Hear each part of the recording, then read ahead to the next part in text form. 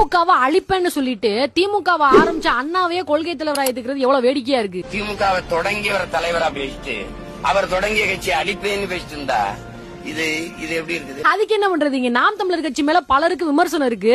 ஆனா அதை ஆரம்பிச்சு வச்ச சீபா ஆதித்தனார் மேல மரியாதை இருக்கு. சரி, தாவேகா தலைவர் விஜய் அவர்கள் அறிஞர் அண்ணாவோட புகைப்படத்தை வச்சதுல என்ன பிரச்சனை பாத்துருவோமா? இந்தியாவிலே இல்ல உலகத்தில் இறுதி ஊர்வலத்துல கின்னஸ் ரெக்கார்டு படைச்சது அறிஞர் அண்ணா அவர்களோட இறுதி ஊர்வலத்துல தான். அது மட்டும் இல்லாம காங்கிரஸோட துணை இல்லாம இந்தியாவிலே முதலமைச்சரானதுல 2வது தலைவர் அறிஞர் அண்ணா தான். 1969 ஒட்டு மொத்தமா இருந்த 234 தொகுதிகள்ல 179 தொகுதிகளை வெற்றி பெற்று தனி மெஜாரிட்டியில ஜெயிச்சு காட்டினவர் அண்ணா. அந்த நேரத்துல காமராஜர் தோத்துட்டாருன்ற செய்தி வந்த உடனே தைரியமா சொல்லுங்க நான் தான் தமிழ்நாட்டோட அடுத்த முதலமைச்சர்னு அப்படின்னு இயக்கத்துல இருக்கவங்க எல்லாம் சொல்லும் போது காமராஜர் தோத்துட்டாருன்ற வருத்தத்துல வானொலியில வெக்கத்தை விட்டு சொல்றேன் நான் தான் தமிழ்நாட்டோட முதலமைச்சர்னு சொன்னார் அண்ணா. அன்னைக்கு காலகட்டத்துல மேடை ஏறி பொன்னாட போத்துறதெல்லாம் உயர் சாதி பிரிவினருக்கு மட்டும் தான் பண்ணுவாங்க. ஆனா நீ எனக்கு பொன்னாட போத்துறியா, பதிலுக்கு நானும் உனக்கு பொன்னாட போத்துவேன் அப்படின்றத மேடையில அறிமுகம் செஞ்சு வச்சவரே அறிஞர் அண்ணா தான். அதே மாதிரி சாதி விட்டு சாதி பண்ற திருமணம் சட்டமாகாது.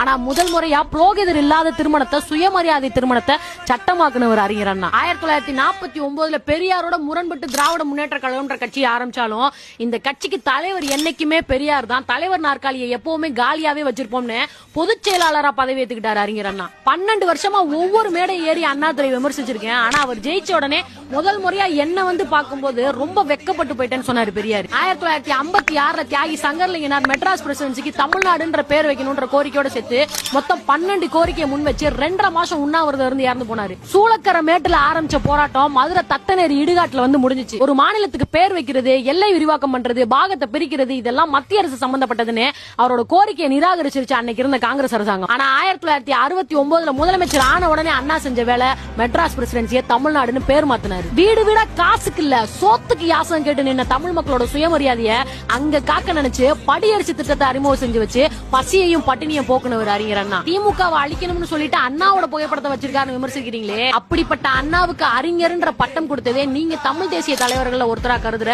பாரதிதாசன் தான் அப்படின்றது உங்களுக்கு தெரியாதா? அப்படின்னா இவங்களோட கொள்கைக்கு முரணா இருக்கிற பாரதிதாசனை எதுக்காக தமிழ் தேசிய தலைவர்ல ஒருத்தரா தேர்ந்தெடுக்கணும்?